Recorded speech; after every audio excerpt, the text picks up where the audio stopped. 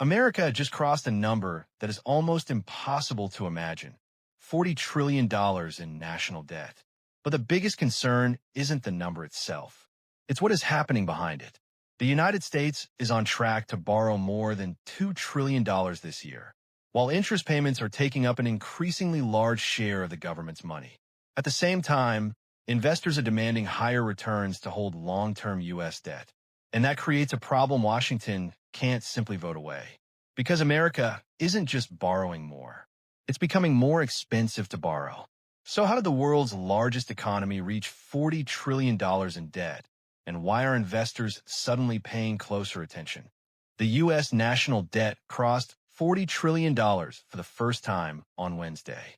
The debt has roughly doubled since early 2017, but this isn't the result of one president or one political party. For decades, Washington has spent more money than it collects.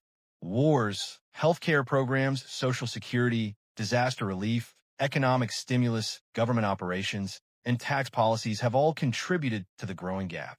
When spending exceeds revenue, the government borrows the difference. And then that borrowed money becomes part of the national debt. The problem is that the debt doesn't stay still. It generates interest. And that brings us to the part of the story that's becoming harder to ignore. Here's where $40 trillion becomes much more serious. America has to pay interest on all that borrowed money. And this year, interest costs are expected to account for roughly half of the government's new borrowing. That creates a dangerous feedback loop. The government runs a deficit, so it borrows money. That debt creates interest payments. Those payments increase government expenses. If Washington doesn't cut spending or raise enough revenue, it has to borrow even more. Then the new debt creates more interest. The United States isn't automatically heading toward bankruptcy. But the mathematics become increasingly difficult when the debt grows while borrowing costs rise. And investors have already started demanding higher yields. The Treasury market is where this story gets especially interesting. U.S.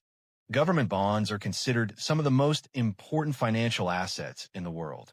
But recently, investors have demanded more compensation for holding long-term American debt. The yield on 30-year U.S. Treasuries climbed above 5%, reaching its highest level in nearly 2 decades. Why does that matter? Because higher yields mean higher borrowing costs for the government. And when you have $40 trillion of debt, even a small increase in interest rates can eventually translate into enormous amounts of additional expense.